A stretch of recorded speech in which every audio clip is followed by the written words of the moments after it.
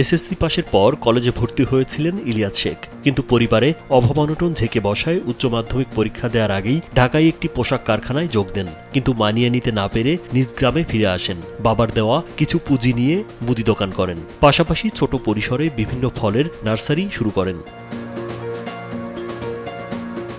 পরে কৃষি অফিসের পরামর্শ ও সহযোগিতায় পলিনেট হাউসের মাধ্যমে উন্নত জাতের সবজির চারা উৎপাদন শুরু করেন। এতে বেশ ভালো সাড়া পান তিনি। পলিনেট হাউস থেকে উৎপাদিত চারা নিয়ে উপজেলা কৃষি মেলায় টানা ৩ বার পেয়েছেন পুরস্কার।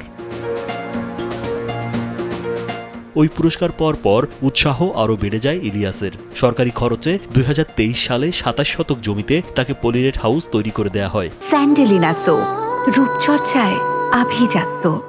শুরু করেন আধুনিক পদ্ধতিতে চারা উৎপাদন। ৭ প্রজাতির সবজির চারা উৎপাদনের মধ্য দিয়ে শুরু করলেও এখন ২৫০ জাতের বিভিন্ন রকম সবজি, ফল ও ঔষধি চারা উৎপাদন করেন তিনি। বর্তমানে তার পলিনেট হাউস এখন ছাড়িয়ে গেছে ৩ বিঘা এলাকা জুড়ে।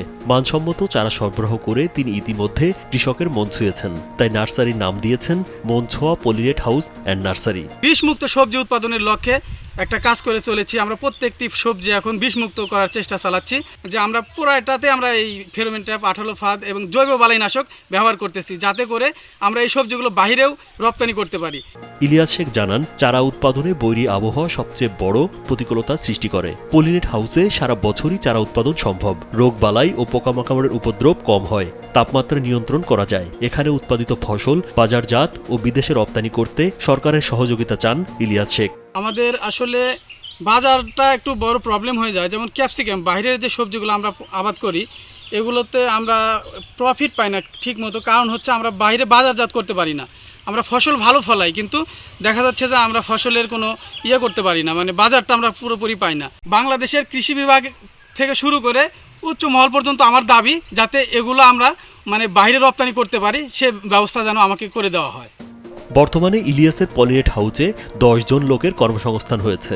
স্থানীয় শ্রমিকরা বলছেন, এই পলিনেট হাউসে কাজ করে ভাগ্য বদলেছে তাদেরও।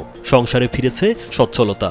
এখানে প্রতিষ্ঠানে চাকরি করে আমাদের সংসারটা ভালোই চলতেছে এবং ব্যাস বেটা করলে লেখাপড়া করাইতেছি এবং বিটোটা বিয়ে দিছি। পানি টানি দিই, চারা দিই, এই সমস্ত কাজকর্ম করি। ধরেন সব ছাল পাল বড় মানুষ সব দেখার জন্য এই জায়গায় এখানে আসে, ছবি টবি তুলে। এই কাজটা পায়া সংসারটা ভালো চলে, কোনো জাত দৌড়াদৌড়ি করা লাগে না। উপজেলা কৃষি কর্মকর্তা মোহাম্মদ কিশোর হোসেন জানান, পলিনেট হাউসের মাধ্যমে কৃষি সেক্টরে ব্যাপক সাড়া ফেলেছে ইলিয়াস। ২০২৩ সাল থেকে এখন পর্যন্ত ৫০ লাখ টাকা চারা বিক্রি করে সফলতা অর্জন করেছে এই উদ্যোক্তা। ২০২৩ সাল থেকে সেই কার্যক্রম শুরু করে আজকে ২০২৫ সালে এসে প্রায় ৪০ থেকে ৫০ লক্ষ টাকার বিভিন্ন রকম সবজির চারা বিক্রি করতে সক্ষম হয়েছে এবং তার দেখা দেখি অন্যান্য কৃষকও যাচ্ছে পলিনেট হাউস তৈরি করতে। তারাও এই পলিনেট হাউসের মাধ্যমে সারা বছর বিভিন্ন রকম প্রতিকূল আবহাওয়ার যে পরিবেশ, আবহাওয়ার এই প্রতিকূলতাকে ওভারকাম করে তারা যেন সারা বছর বিভিন্ন রকম সবজির চারা উৎপাদন করতে পারে এবং মানসম্মত সবজির চারা উৎপাদনের মাধ্যমে নরনারায়ণ উপজেলার কৃষকদেরকে সে চারা সরবরাহ করতে পারে, সেই কাজ ইলিয়াস করে যাচ্ছে। ইলিয়াস শেখের বাড়ি নাটোরের নলডাঙ্গা উপজেলার মির্জাপুর দিয়াপাড়া এলাকায়। রাজীব বিশ্বাস, কালবেলা।